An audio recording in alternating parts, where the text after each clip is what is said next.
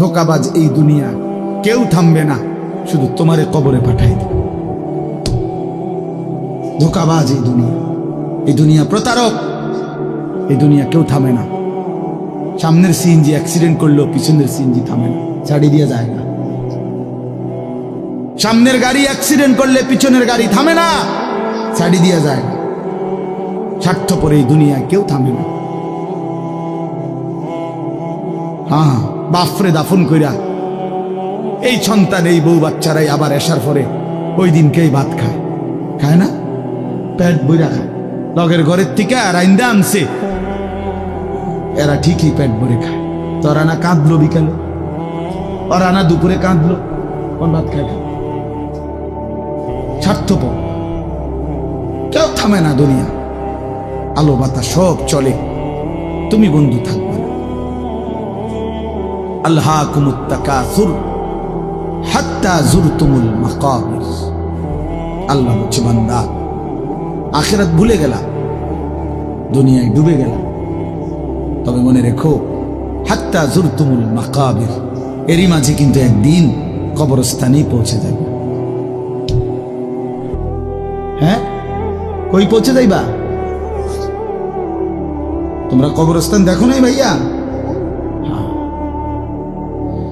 কাল্লা সাউফা তা'লামুন। আল্লাহ বলে, কবরে আসলেই আমি বুঝায় দেব বান্দা আমার নাফরমানির শাস্তি কেমন। সুম্মা কাল্লা সাউফা তা'লামুন। আবার নাফরমান হাসরের ময়দানে আসলে আমি আবার বুঝায় দেব আমার অবাধ্যতার শাস্তিটা কি। একবার বুঝাবো কবরে। তাফসীরের মধ্যে আছে কাল্লা সাউফা তা'লামুনা ফিল কবরি সুম্মা কাল্লা সাউফা তা'লামুনা ফিল আখিরাহ। আল্লাহ বলে, একবার কবরে বুঝাইব আমারে ত্যাগ করা, আমার নাফরমানি, আমারে সিজদা না করার শাস্তিটা কি। কবরেই টের পাইবা। ওয়া ইউকাইয়াদু লাহু মালাকুন আমা ওয়া আসাম্মু আবকাম। নবী বলেন, নাফরমানের কবরে এমন একজন ফেরেশতা পাঠানো হবে, যেই ফেরেশতা অন্ধ, বোবা, বধির, চোখেও দেখে না, কানেও শোনে না, জবানেও কথা বলতে পারে না। ফায়ুদরাবু লাহু বিমিতরাকাতিন মিন হাদিদ যারবাতান বাইনা উদুনাইহি। আল্লাহর নবী বলেন, ওই ফেরেশতা ওই নাফরমান পাপীকে লোহার হাতুড়ি মুগুর দিয়ে দুই কান বরাবর এমন জোরে আঘাত মারবে, ফায়াসিহু সাইহাতান ইয়াসমাউহা মান ইয়ালিহি ইল্লা থাকালাইন। নবী বলেন, নাফরমান এত জোরে চিৎকার করবে, মানুষ এবং জিন ব্যতীত আল্লাহর সব সৃষ্টি শুনবে।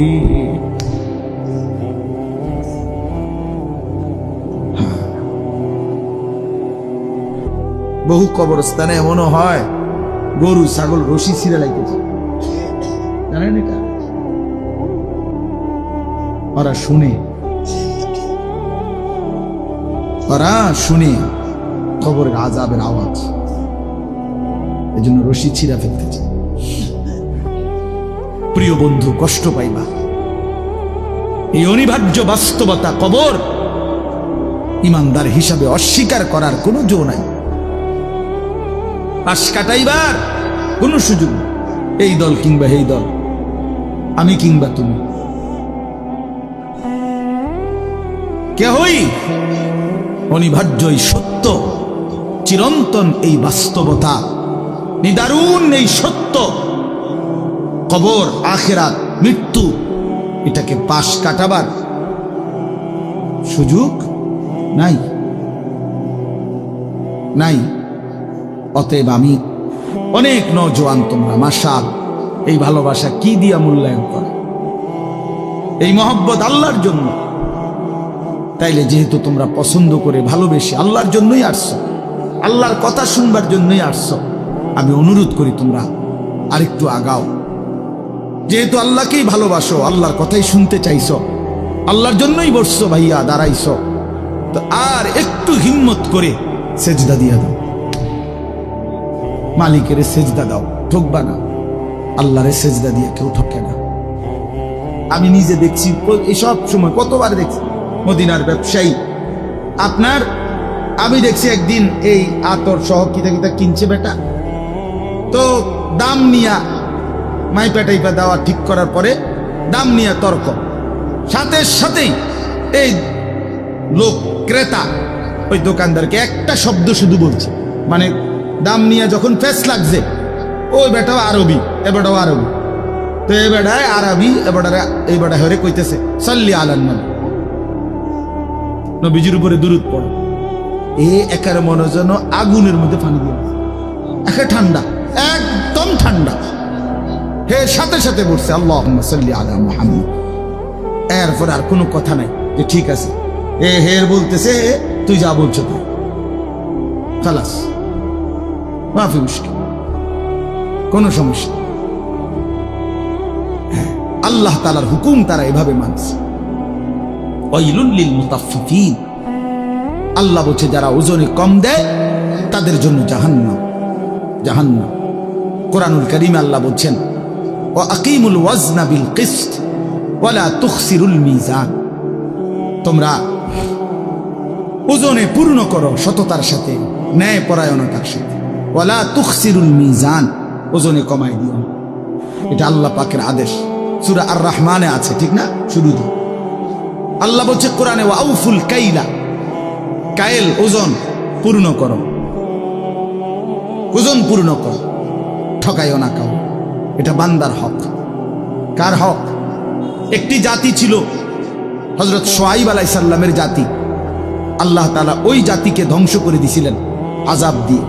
কেন? কোরআন শরীফ স্পষ্ট আছে, তাদের সবচেয়ে বড় অপরাধ ছিল তারা মানুষকে ওজনে কম দিত। কোরআন শরীফে সূরা হুদের মধ্যে আছে, শুআয়ব আলাইহিস সালাম চিৎকার দিয়া দিয়া কত অনুরোধ করছে তা করে, লা তানকুসুল মিকিয়াল, ওজনে কম দিও না। ইন্নী আখাফু আলাইকুম আযাবা ইয়াউমিন আযীম, হে আমার জাতি, তোমাদের এই বদঅভ্যাসের কারণে আমি তোমাদের উপরে বড় আযাবের ভয় করছি। এই কথা নবী আরে শুআয়ব আলাইহিস সালাম ওরা শুনে নাই, ওরা মানুষকে ঠকাইতো। একদিন আল্লাহ তাআলা রাত গভীরে একজন ফেরেশতা পাঠাইছেন, ওরা ঘুমন্ত, এই ঘুমন্ত অবস্থায় ফেরেশতা একটা চিৎকার দিছে, এক চিৎকারে পুরা জাতি, বুড়া গাড়া, ছোট বড়, কোলের বাচ্চা, দুধের বাচ্চা, পেটের বাচ্চা, সব উল্টায়া সব মরে গেছে, সব শেষ। ফাআখাযাতহুমুস সাইহাতু, এই জন্য বাপ বান্দার হক নষ্ট না করা।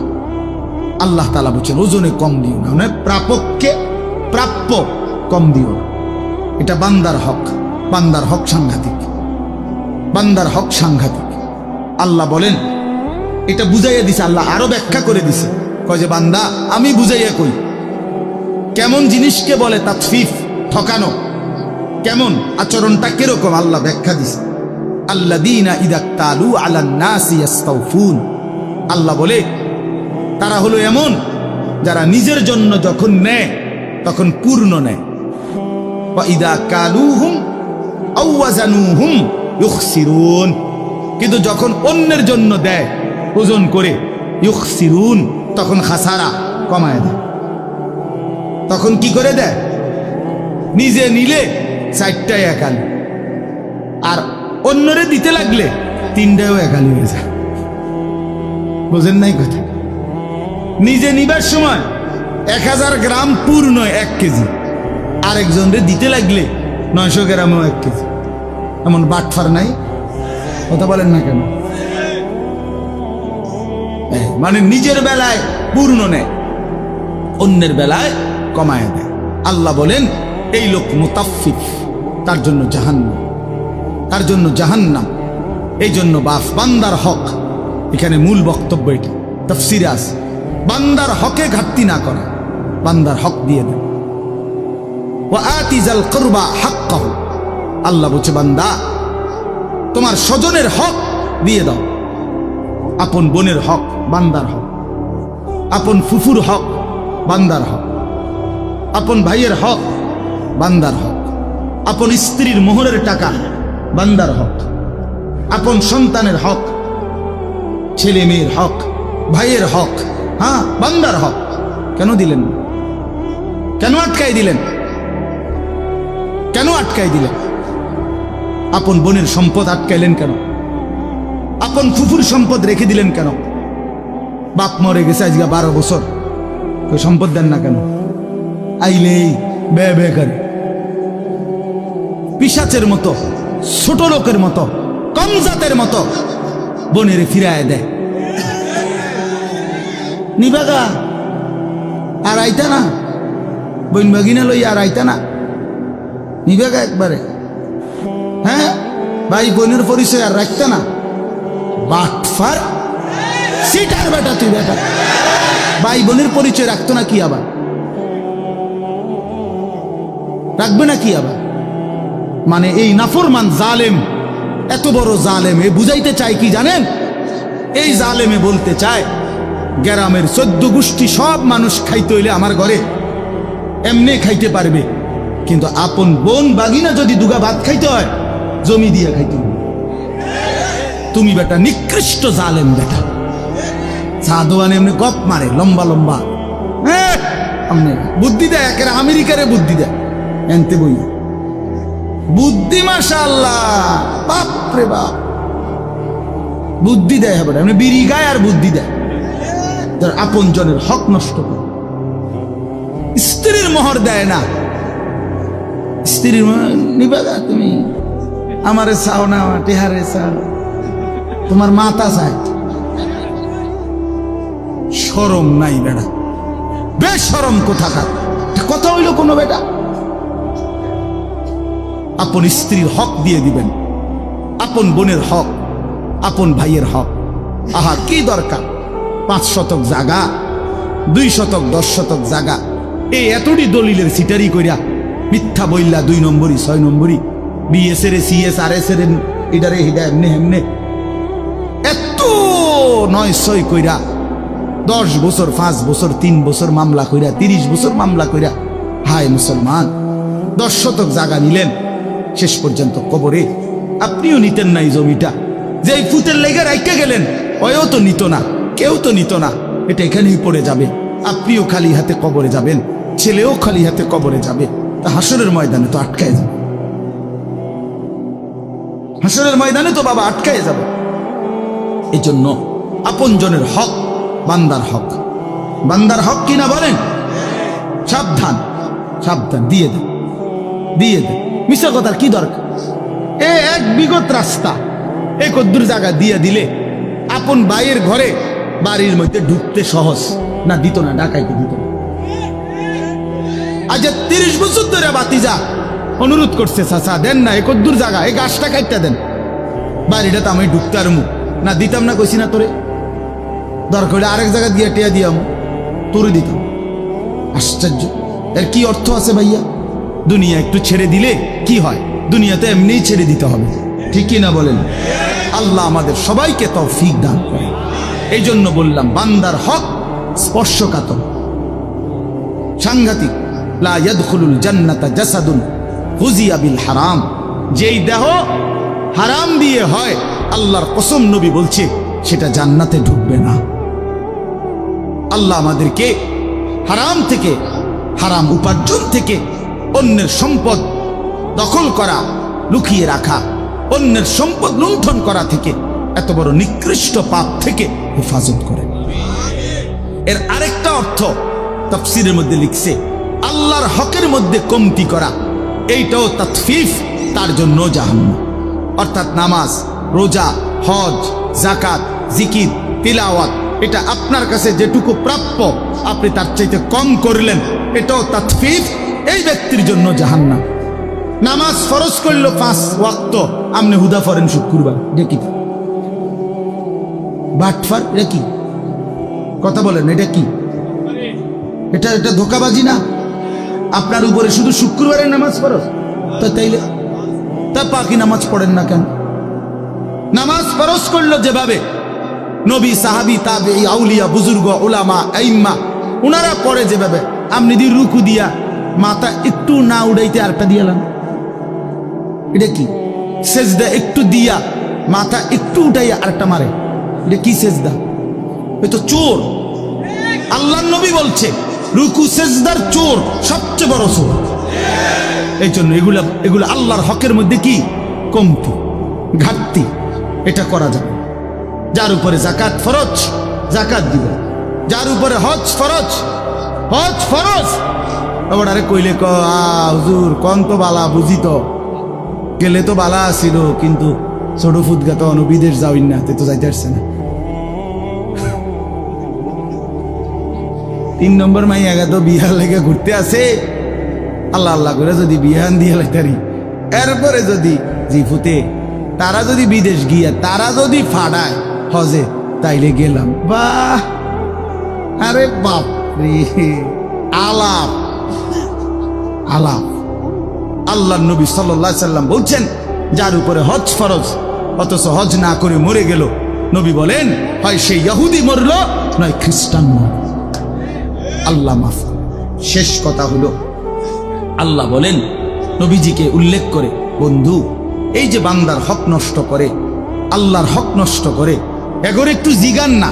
আলা ইয়াযুন্নু উলাইকা আন্নাহুম মাবউসুন, তারা কি হাসরের ময়দানে উঠবে না? তাকাই, এখানে অনেক শ্রদ্ধেয় উলামায়ে কেরাম বসা আছে, নিচে পাশে উপরে অনেক উলামায়ে কেরাম। আমি যে ঘরে ওযু করতে গেছি সেখানে অনেক উলামায়ে কেরামকে দেখছি। তার মানে আলহামদুলিল্লাহ অনেক ইমাম সাহেবগণ, উলামায়ে কেরাম এই বরকতময় মজলিসে আসছেন। অনেক নামাজি দিনদার মানুষ আছেন। আলহামদুলিল্লাহ এদের বরকতে আশা করা যায়, আল্লাহ তাআলার ওয়াদা আছে যে আমার